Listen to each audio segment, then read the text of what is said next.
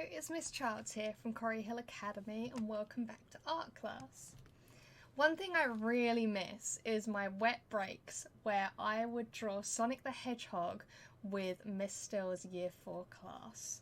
You were all really good, but you kept asking me to draw instead of drawing it for yourself. So, today I'm going to teach you how to draw Sonic so that you can draw your own little comics at home. Oh, before we start, you need a pencil, piece of paper, and most importantly a reference image. So I really recommend go onto Google, bring up a picture of Sonic to help you, especially because I know a few of you are a bit picky and you have your favourite versions of Sonic. This means that you'll draw the right version.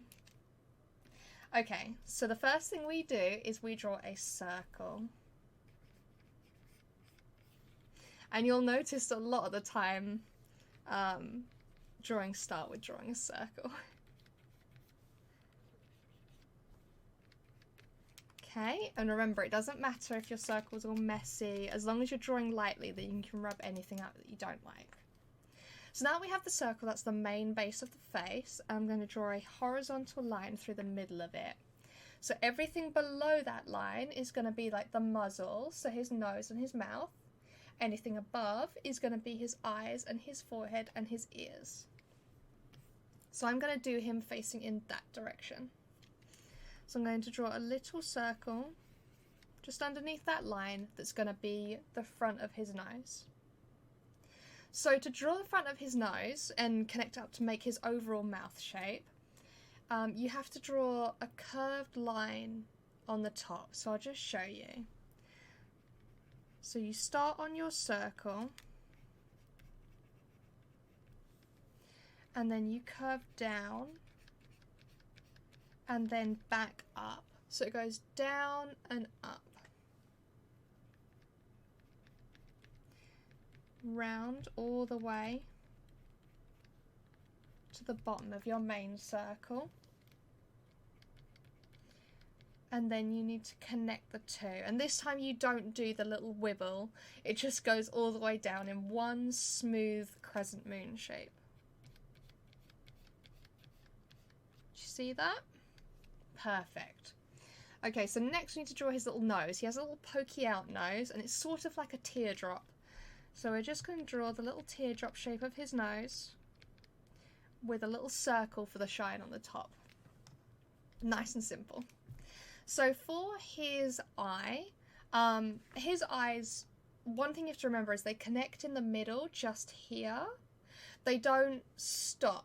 So there's no gap between his eyes. That's really important because if you don't do the connected bit, it looks like a different hedgehog.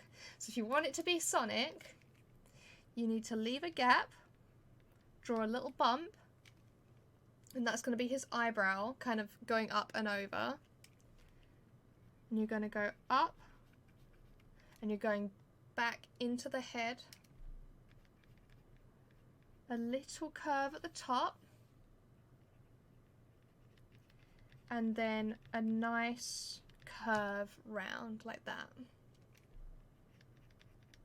And there we have it. That's the overall eye, and you can just connect the top and bottom here. So that makes it look like it's going to go round the face to his other eye. Perfect. Now I think let's add his ears. His ears are just triangles. You can draw them facing in any direction that you want. He's a little animal, so he can move them depending on how he's feeling. I'm going to do them pointing forwards, so pointing in the same direction as his nose. Like this, so one long straight line in that direction, then straight down, done. And then I'm going to draw a little one just inside, and that's going to be the coloured bit of his ear. And those of you who are good at maths will know what kind of triangle that is. Okay, so now I've got the ear ready. We can draw the main spike, so the top of the head going into the main spike. He has 3 spikes, but if he's in 3D, you can see another one behind because he has sort of like a pyramid of spikes on his head. But if you're just doing the 2D version, you only need to draw 3.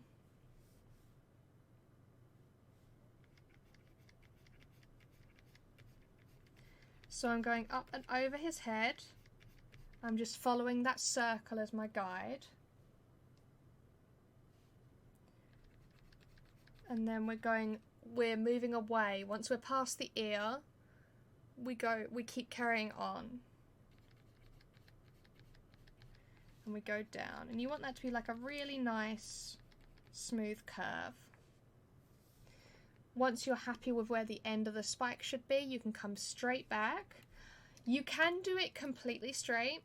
I like to add a little bit of a curve because it makes him look a bit friendlier.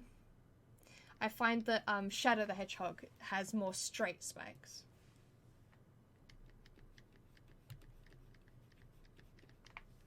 Okay. You can adjust that as you need it. You can make it more rounded. As long as you're drawing lightly, you can rub anything out.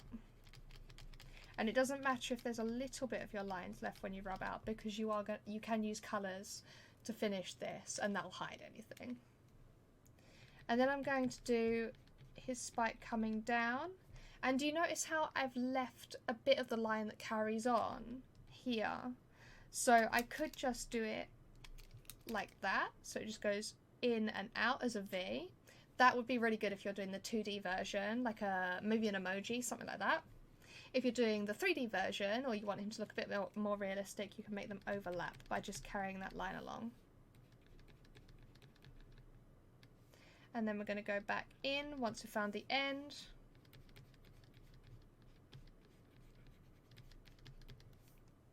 And there we go.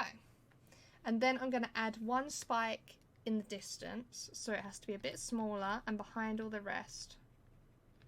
There we go.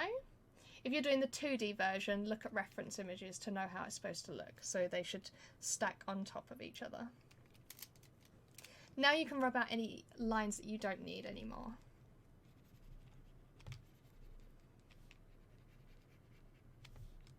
So I'm rubbing out all of the lines that I used to plan where I was going to draw things, but that I don't need now that I'm finished.